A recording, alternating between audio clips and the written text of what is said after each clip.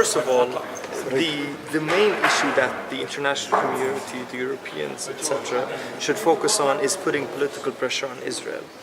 What the international community does indirectly is basically subsidize the occupation. You know, under international law, it's the role of the occupying state to ensure the welfare and well-being of the occupied, protected people. Now, what happens is that the international community gives aid to Palestinians basically to restore what was destroyed by Israel. So by that, it basically prolongs the occupation. It's hypocrisy. What happens is that Germany gives 2 nuclear submarines to Israel and then talks about development. The US gives $4 billion of aid to Israel and then gives a couple of $100 million to Palestinians in order to fix the streets that the Israeli... Of which 70% goes back to the Israeli economy. Another thing. So basically, with international aid, there has to be political pressure on Israel. There are 2 types of aid. One is humanitarian aid that you cannot say that we should stop because it's given for people who lost their houses, they need the tents, etc., etc. But there's another type of assistance, which is development assistance. Now, this only goes to budget. If month by month, Palestinians in the public sector have to wait and listen into news when the salary will go.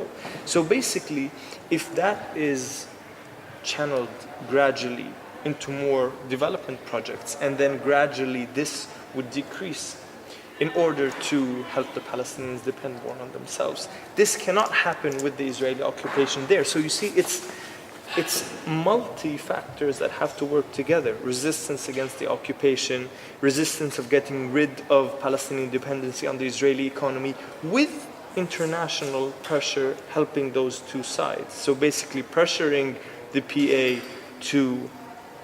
I mean, the only reason the PA agrees to a lot of the normalization projects or the economic projects that increase dependency on Israel is because the international community gives money for it. Industrial zones, for example. Why would the French and the Japanese and the German... that's why the PA goes with industrial zones, because the Germans and the Japanese and the French are willing to give money to these projects. So I think there has to be more of internal Palestinian building of decision, of economic decision, political decision. That should be the plan, or the plan that international community looks at, not the other way around. And here, the last point is, who are the Palestinians that would put that plan? Nowadays, there's a lot of talk about representativeness, and Dawood was talking about the Palestinian National Council or the Palestinian Liberation Organization, the PLO being the representative of Palestinians all around the world.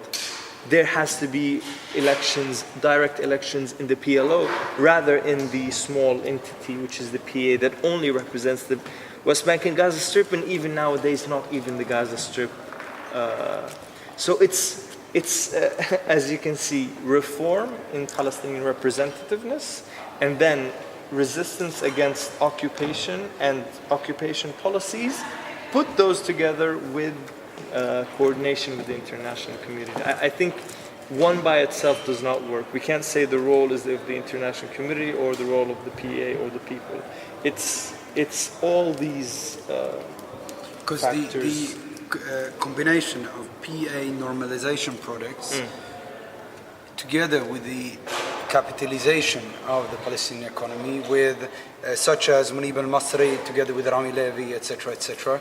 The economic occupation through the banks that makes the people more concerned about their loans rather than the occupation, and so on. I mean, these 2 factors, in a way, are the main obstacles for reaching anywhere. Yeah, because when I mean, the Palestinian International Business Forum is a high-ranked Swedish foundation. Maybe you know. Oh, I know. I wrote the report that was distributed.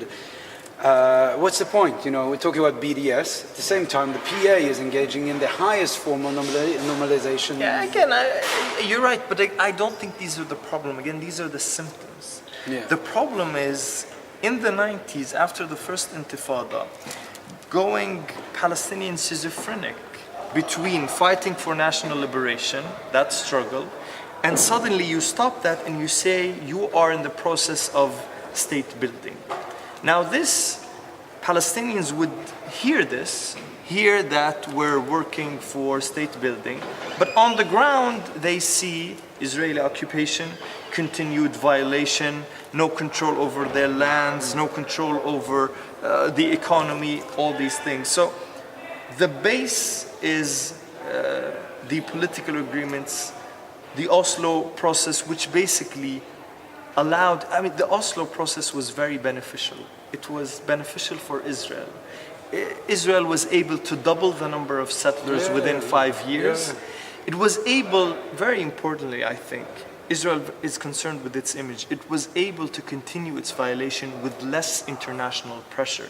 Because one of the main conditions of Israel going into negotiations with the Arabs in Madrid was the revocation of the UN General Assembly resolution that equates Zionism with racism and racial discrimination. That was the only UN General Assembly resolution to be revoked in the history of the UN. So basically changing the colonial status, the colonial flavor into only an occupation one. So then we start talking about boycotting settlement products, not Israeli products.